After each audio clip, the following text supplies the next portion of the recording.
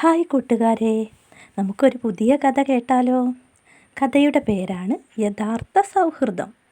പണ്ട് പണ്ട് ഒരു കാട്ടിൽ ഒരു കുരങ്ങനും ആമയും അണ്ണാനും ഉണ്ടായിരുന്നു.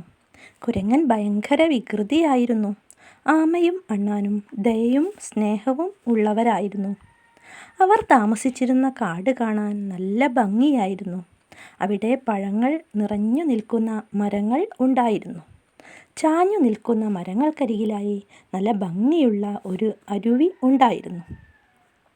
കുരങ്ങനും അണ്ണാനും എന്നും മരച്ചുവട്ടിലിരുന്ന് കളിക്കുമായിരുന്നു. ഒരു ദിവസം അവർ മരത്തിൽ കയറിയിരുന്ന് പഴങ്ങൾ പറിച്ച് തിന്നുകയായിരുന്നു. പെട്ടെന്ന് അണ്ണാൻ കാൽ വഴുതി അരുവിയിലേക്ക് വീണു. കുരങ്ങൻ അത് കണ്ട് ചിരിക്കാൻ തുടങ്ങി. രക്ഷിക്കണേ രക്ഷിക്കണേ, അണ്ണാൻ ഉറക്കെ കരഞ്ഞുകൊണ്ട് പറഞ്ഞു. എന്നാൽ കുരങ്ങൻ ചിരി തുടർന്നു. ഭാഗ്യവശാൽ അരുവിയുടെ അക്കരെ കളിക്കുകയായിരുന്ന ആമ അണ്ണാൻ കരയുന്ന ശബ്ദം കേട്ട് വേഗത്തിൽ അവിടേക്ക് വന്നു. അണ്ണാനെ രക്ഷിക്കാതെ കുരങ്ങൻ ഇരുന്ന് ചിരിക്കുന്നത് കണ്ടപ്പോൾ ആമയ്ക്ക് ദേഷ്യം വന്നു. അവൻ അണ്ണാനെ എടുത്ത് പുറത്തിരുത്തി കരയിലേക്ക് നീന്തി വന്നു. അണ്ണാൻ ആകെ തളർന്നിരുന്നു. തൻ്റെ ജീവൻ രക്ഷിച്ച ആമയോട് അവൻ നന്ദി പറഞ്ഞു. കുരങ്ങൻ അപ്പോഴേക്കും ചിരിച്ചുകൊണ്ട് അവരുടെ അരികിലേക്ക് വന്നു. ദേഷ്യം അടക്കാനാവാതെ ആമ കുരങ്ങനോട് പറഞ്ഞു, അപകടത്തിൽ സഹായിക്കാത്ത കൂട്ടുകാരൻ ഒരു നല്ല കൂട്ടുകാരനല്ല. ഇനി മുതൽ നിന്റെ ചങ്ങാത്തം ഞങ്ങൾക്ക് വേണ്ട. അത് കേട്ട് ലഭ്യനായ കുരങ്ങൻ അവിടെ നിന്നും പോയി.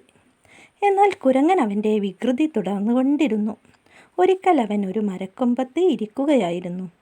അപ്പുറത്തെ കൊമ്പിൽ കുറച്ച് കിളികളെ കണ്ട് അവൻ കൊമ്പ് കുലുക്കി അവരെ ഭയപ്പെടുത്തി.